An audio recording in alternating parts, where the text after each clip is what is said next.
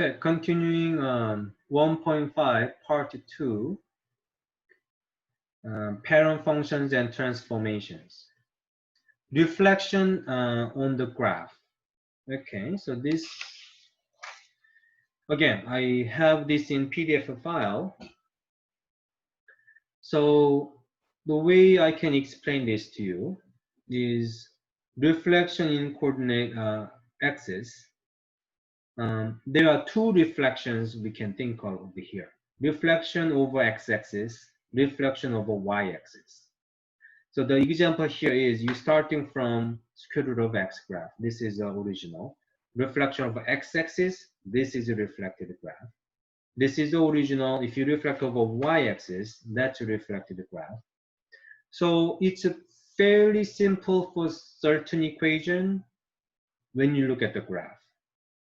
Sometimes it's not clear when you, even though you look at the graph, is that like reflection of x or y? So reflection problem, you do need to know how to tell by looking at the equation. Even though you have graphing calculator available, let's say you're going to graph it, sometimes you cannot detect what happened. So how do we tell? Reflection in equation is multiplying by -1. So if you see your equation is multiplied by -1 somewhere, then you should know, okay, that has something to do with reflection. How do we tell whether it's a reflection of x-axis or reflection of y-axis? So I say x can see the number multiplied -1. If x can see -1 multiplied, that's a reflection over. If x cannot see the -1, that's a reflection of x-axis. If x can see the number -1 multiplied, then it's a reflection over y-axis. So you might say, what do you mean? So like for example, let's say square root of x. This is square root of x compared to minus square root of x. You should be able to tell, we multiply by -1 here. Well, we multiply by -1 to this equation, so we got this. My question is, can x see the -1 multiply? Can x see -1? The answer is no, you cannot see. Why not? Because x is under the root. So if I give you this, so you're comparing this equation versus this equation. If you look at it, square root of minus x is together under the root. So x can see -1? Yes. X can see -1? No. So difference is x cannot see -1. If x cannot see -1, then I'm saying it is a reflection over x-axis. You have to memorize this. Well, I'm going to use this paper. Well, if I let you use a paper, then you can. But many times, if it was in-person learning, I don't provide such paper. You're supposed to memorize it. So I say, x cannot see, that's a reflection of x-axis. That's something you have to just remember. If x can see -1, it's a reflection over y-axis. Okay. You also need to know the general way of expressing. If you look at it, f of x here, and you put minus f of x, the minus is outside of the f of x, versus f of minus x, that's a general way of expressing. So you should know this notation as well. I think I forgot to mention that from previous part. So that's plus k minus k outside of f of x versus plus h minus h inside the parentheses. So that's another general notation I forgot to mention in part 1.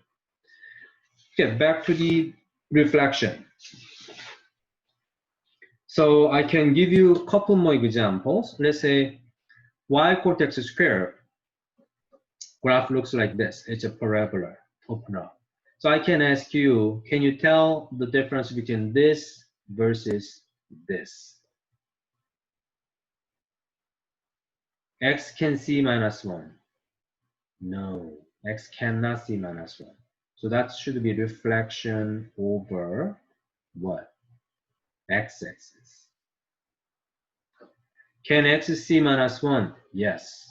So that should be reflection over y-axis. Cannot see, x cannot see, x-axis. Yeah, I'm just double checking. Okay. Do you remember absolute value of x? Graph looks like a V shape like that. That's absolute value of x. So I can also ask you minus absolute value of x versus absolute value of minus x. I can ask you these two questions. X can see minus 1? X cannot see. What does that mean? Reflection over x-axis. What about this? X can see minus 1? Yes. So that should be reflection over y-axis. The reflection of x-axis graph of that will be like this, upside down. Reflection of y-axis, if you reflect it, it's going to be exactly same graph. That's what I'm saying.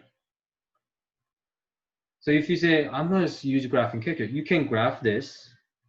You can graph this, but you have exactly same graph. And you say, there is no reflection. No, you got that wrong. There is a reflection of a y-axis. But graph looks same because when you reflect it, it ends up the same graph. So if you depend on graphing calculator solely, then this kind of question, you're gonna miss it.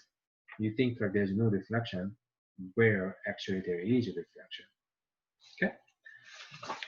So let's do some practice here. Describe how the graph of this square root of x is related to g of x. So they gave you a graph. So that's how you start from. If you look at it, we just moved up by 1. Up by 1. So we are dealing with a plus 1. Do you want x to see plus 1 or no? Up by 1. Up is a vertical. Vertical has nothing to do with x. X is left and right. Up by 1 has nothing to do with x. Meaning you don't want x to see plus 1. So it should be plus 1 should be outside of the root. Be careful. So if you write your answer as like this, that's wrong. Plus 1 should be outside. Okay, so we're starting from here. The given graph for g of x is something like this. So we are supposed to write that equation. How do you do that? Well, first you should notice, okay, this graph is reflected, flipped over x-axis. You should remember that. Flipped over x-axis. Okay, flipped over x-axis. What was the transformation? Reflection of x-axis, you are multiplying by minus 1. And x cannot see. That was a reflection of x-axis. Multiplying by minus 1, x cannot see. So that should be minus the square root of x. That will give you a graph of something like this. From there, if you look at it, we moved left by 1. So starting from here, you want to move left by 1.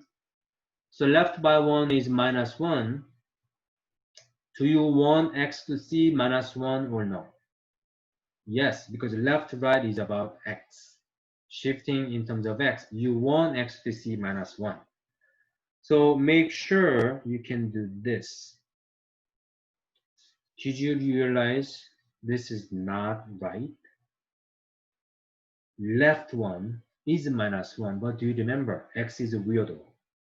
In horizontal shifting, you want to go opposite, so it has to be plus 1. Okay, so be very careful. It can be a little tricky. So that's the original. This is the g of x, which means you go down by 3. So down by 3 should be outside vertical shift. So that's the answer. Okay, dilation, which is a vertical stretch, horizontal stretch, vertical shrink, horizontal shrink. Sometimes they say compression. So they are using the word dilation. So you do have this PDF file available in my Canvas. How do you know stretch or shrink? We are multiplying by a positive number. So don't get confused. Multiplying by negative number was a reflection. Multiplying by positive number is stretch shrink. Either it's a vertical or horizontal.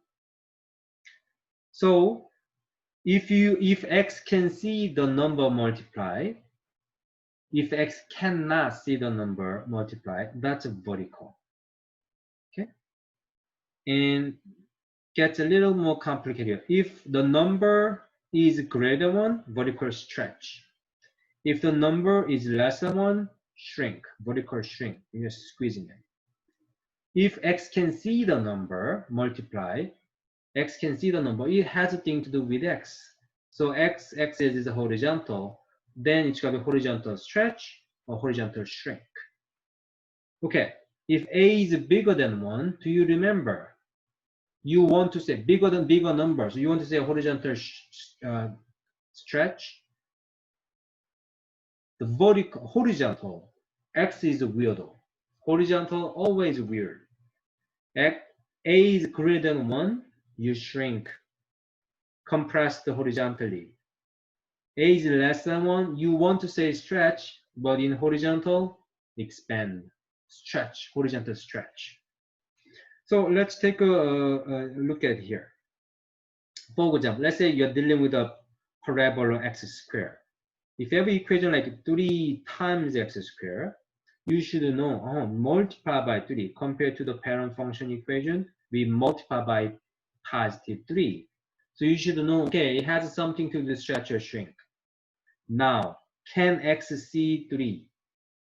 The answer should be no, x cannot see 3. And number of you might ask me, well, how come they cannot see it? X and 3, they are right next to each other because of square. X is covered by square. X cannot see anything outside of the square. If that's a little strange to you, you get to look at this equation. 3x parenthesis square, that, yes, 3 and x can see each other. X can see 3. X cannot see 3. So don't get confused. So x cannot see 3, what does that mean? It has nothing to do with x, meaning it's a vertical. It's either stretch or shrink, vertically. 3 is big number, bigger than 1, vertical stretch. So if you look at it, we will stretch it vertically. So that's original. The inside graph is a stretched graph.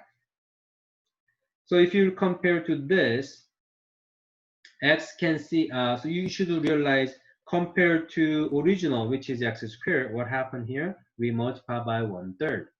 So multiply by 1/3, you should notice, okay, that's something, has something to do with stretch or shrink. Now, next question is, can x see the number 1/3? Answer is no. You might say, why not? Well, you are comparing this versus this. This, x can see 1/3 multiply. This, x cannot see 1/3 multiply. So it should be vertical. 1/3 is less than 1. 1/3 in decimals are 0.33. Less than 1, smaller number, vertical shrink. So they're going to squeeze vertically. That's going to be the graph. So if you go to the horizontal side, so if you compare this equation versus this equation, you should know, yes, we did multiply by 3. That's the difference from the equation of the parent function. Then next question, can x see 3? Yes. So it has something to do with x. The x-axis is the horizontal axis.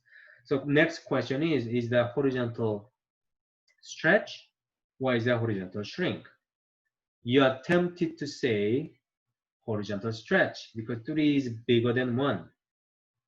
Do you remember x is a weirdo? So it should be horizontal shrink. Okay?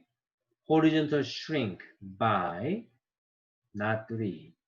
You cannot shrink by 3. That doesn't make any sense. You can shrink by flip the 3. So horizontal shrink by 1/3 because 3 is the same as 3/1. If you look at this, compared to this, you should realize, okay, we multiply by 1/3. Can x see 1/3? Yes, so it should be a horizontal. Horizontal stretch or shrink. 1/3 in decimal 0.333, which is less than 1. So you might say, well, isn't it horizontal shrink because it's a smaller number?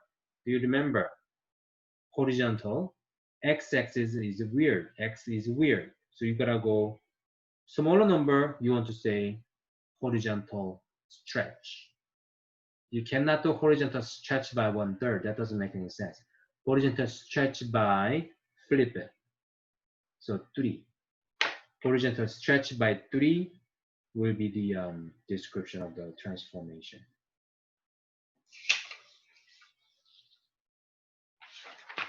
Okay. So absolute value of x graph looks like this. 자, 지금 have a point there.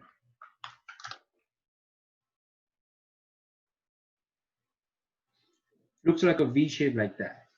Like a 1, 1, minus 1, 1.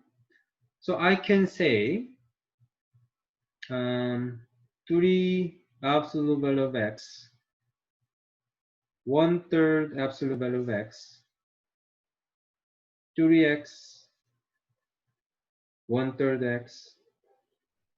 I can ask you all these. Compared to this, what happened here, what happened here, I can ask you all that. Okay, x can see 3? No. X can see 1/3? No. So this is a vertical. You say vertical, vertical. Stretch or shrink. 3 is a big number than 1, bigger number. So it's a vertical stretch by 3. 1/3 is smaller than 1. So we say vertical shrink by 1/3. Okay?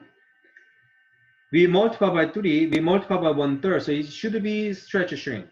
Question is, x can see 3, yes or no? Yes. X can see 1/3, yes or no? Yes. So it should be a horizontal something. Horizontal. Now, 3 is bigger than 1. Horizontal stretch or shrink? You want to say stretch because 3 is a big number. Horizontal is always weird. So horizontal shrink by flip it. 3 is the same as 3 over 1. So flip that, horizontal shrink by 1/3.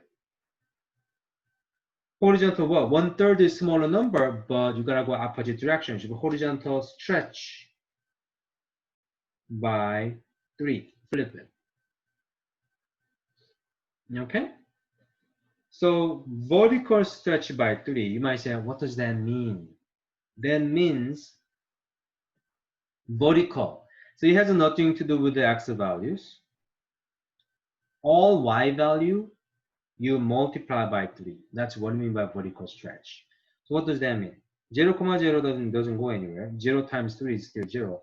But 1, 1, this y value, you multiply by 3, it becomes 1, 3. Same thing, y value here is 1, it becomes minus 1, 3. So it will be 1, 2, 3, 1, 2, 3. So you will graph something like this. Basically, look like you grab it, you stretch it vertically. That's how a graph looks like. Same logic here. All vertical shrink by 1/3, all y value, you will multiply by 1/3. So 0 doesn't change. 0 as y value, multiply by 1/3 is still 0. But this y value, multiply by 1/3, it will be 1, 1/3 minus 1, 1 times 1/3, which will be minus 1, 1/3. So graph will be something like this. 1/3 will be approximately somewhere over there. So if you connect that, it will be like squeezed. Like you're gonna squeeze this graph. That's gonna be a vertical shrink by 1/3. Okay, horizontal shrink by 1/3. What does that mean? That means all x value, you're gonna squeeze that by 1/3. So again, x is 0. 0 times 1/3 doesn't do much. still 0, 0. But 1 as x value here, if you multiply by 1/3, it will become 1/3, 1. So 1/3 is approximately here or here. And this x value minus 1 also multiplied by 1/3, it will become minus 1/3, 1. Okay, which becomes somewhere over there. So graph would look something like this. So what happened here? We just shrink. We squeeze this graph horizontally, look like that. Okay, horizontal stretch by 3, same thing. All x coordinate, x value, you multiply by 3. So 0 as x value doesn't change. But x value is 1, now becomes 1, 2, 3. We need more space here. So that's going to be what? 3, 1 here. We're going to go left 1, 2, 3. It's going to go minus 3, 1 because you multiply by x value by. So your graph would look something like this. So you grab it, you stretch horizontally, that's the graph. Hopefully that helps you understand these things better.